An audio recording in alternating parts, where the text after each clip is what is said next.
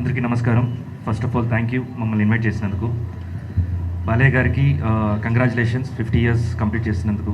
It's not so easy and ఆ event కోసం wait చేస్తున్నాం చాలా ఈగర్గా. పెద్దలు ఉన్నారు, మీరు ముందుకెళ్తుంటారు, మేము మీ వెనక ఫాలో అవుతుంటాము.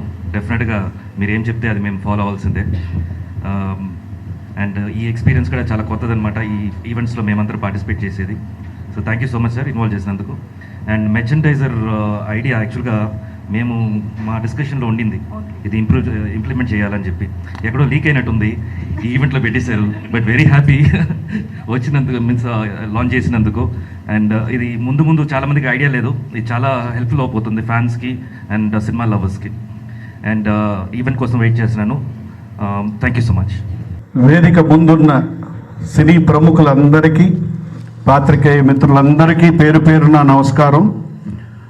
నందమూరి బాలకృష్ణ గారి 50 years గోల్డెన్ జూబ్లీ సెలబ్రేషన్స్లో యావత్ ఫిలిం ఇండస్ట్రీ అంటే Telugu film chamber of commerce కానివ్వండి, అన్ని అసోసియేషన్లు, మూవీ ఆర్టిస్ట్ అసోసియేషన్, మా వంతు మేము కూడా పార్టిసిపేట్ చేసినందుకు మాకు చాలా ఆనందంగా ఉంది. ఎందుకంటే మా మూవీ ఆర్టిస్ట్ అసోసియేషన్లో గర్వించదగ్గ హీరో నందమూరి బాలకృష్ణ గారు, వన్ ఆఫ్ ది హీరోస్.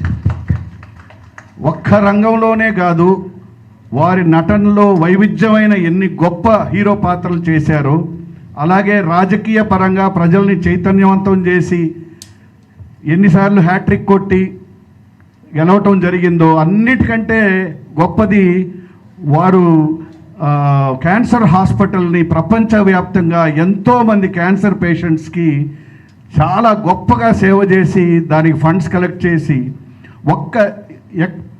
ఎప్పుడు ప్రజలకి ఎటువంటి సమస్యలు వచ్చినా, ఒక హుద్హుద్ లాంటి సమస్య వచ్చినా వారు ముందుండి ప్రజల దగ్గరికి వెళ్ళి డబ్బులు కలెక్ట్ చేసి ప్రజల కోసం పాటుపడ్డ ఫ్యామిలీ నందమూరి ఫ్యామిలీ. అందుకని అటువంటి ఆ ఫ్యామిలీ నుంచి వచ్చిన గొప్ప హీరో నందమూరి బాలకృష్ణ గారికి ఈ గోల్డెన్ జూబ్లీ సెలబ్రేషన్స్ చేయటం యావత్ ఫిలిం ఇండస్ట్రీ తరఫు నుంచి, యావత్ ప్రజల తరఫు నుంచి, నిజంగా మా మూవీ ఆర్టిస్ట్ అసోసియేషన్ తరఫు నుంచి కూడా మా హృదయపూర్వక శుభాకాంక్షలు. మా చేయాల్సిన కార్యక్రమం చేస్తాం. ఇంకోటి కూడా ఏంటంటే, మా మూవీ ఆర్టిస్ట్ అసోసియేషను ఆయన డిసిప్లినరీ కమిటీ మెంబరు, హెడ్ కూడా. అందుకని అది మా బాధ్యతగా మేము ఫీల్ అవుతాం.